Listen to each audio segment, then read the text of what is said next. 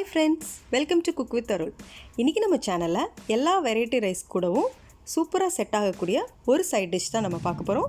அதுக்கு முன்னாடி சேனலை சப்ஸ்கிரைப் பண்ண ஒவ்வொருத்தருக்கும் ரொம்ப தேங்க்ஸ். சப்ஸ்கிரைப் பண்ணாதவங்க சப்ஸ்கிரைப் பண்ணிக்கோங்க. இப்போ நம்ம பார்க்க போறது உருளைக்கிழங்கு வறுவல். நான் 4 உருளைக்கிழங்கு எடுத்து தோல் சீவி ஒரே அளவா இருக்கிற மாதிரி சின்ன சின்னதா வெட்டி வச்சிருக்கிறேன். இப்போ வெட்டி வச்சிருக்கிற உருளைக்கிழங்கு கூட 1/2 டீஸ்பூன் மஞ்சள் தூள், 1.5 டீஸ்பூன் மிளகாய் தூள், காரத்துக்கு ஏற்றாப்புல உங்களுக்கு எவ்வளோ வேணுமோ அட்ஜஸ்ட் பண்ணிக்கோங்க. அது கூடவே ஒரு 1/2 டீஸ்பூன் ஜீரகத்தூள், 1/2 டீஸ்பூன் மல்லித்தூள் சேர்த்துருக்கேன். இதுக்கு தேவையான உப்பையும் இப்போவே சேர்த்துடலாம். இது எல்லாத்தையும் சேர்த்து ஃபுல் உருளைக்கிழங்கும் இந்த மசாலாவில் நல்லா மிக்ஸ் ஆகிற மாதிரி நம்ம விரவி வைக்க போகிறோம். நல்லா எல்லா இடத்துலையும் படுற மாதிரி விரவி வச்சுக்கோங்க.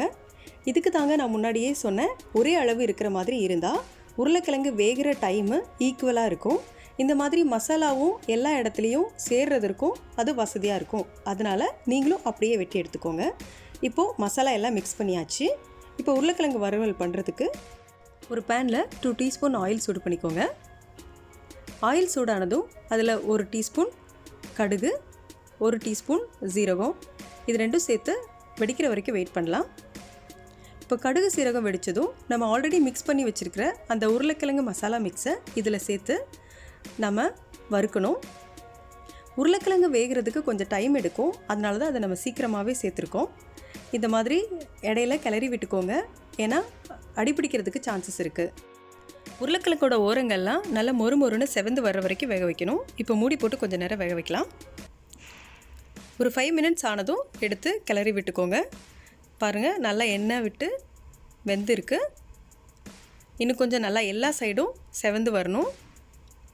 இப்போது ஒரு பெரிய வெங்காயத்தை குட்டி குட்டியாக ஸ்லைஸ் பண்ணி வச்சுருக்கேன், அதையும் இது கூட சேர்த்துக்கலாம். வெங்காயத்தை ஃபஸ்ட்டே நம்ம வதக்கணுன்னா உருளைக்கிழங்கு வேகிற அளவுக்கு டைம் எடுத்துக்கும் போது இது கருகிடும். அதனால தான் வெங்காயத்தை நம்ம லேட்டாக சேர்த்துருக்கோம். இப்போ இதையும் சேர்த்து நல்லா கிளறி விட்டுட்டு இன்னும் கொஞ்சம் நேரம் நம்ம வேக விடணும். எல்லா உருளைக்கிழங்கோட ஓரங்களும் நல்லா செவந்து மொறுமொறுன்னு வரணும். பாருங்கள், ஆல்மோஸ்ட் எல்லாம் நல்லா வெந்து வந்துடுச்சு.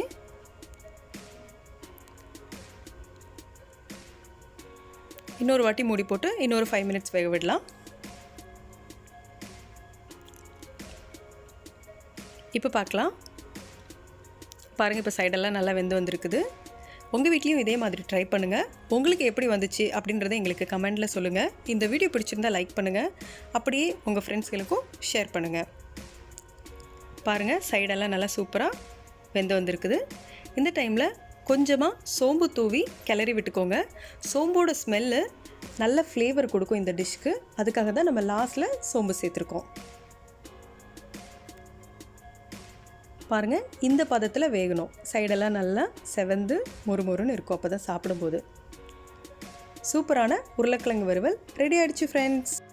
தேங்க்யூ ஃபார் வாட்சிங். நெக்ஸ்ட்டு உங்களை ஒரு சூப்பரான வீடியோவில் வந்து பார்க்குறேன். அது வரைக்கும் பாய் ஃப்ரம் அருள். பாய்.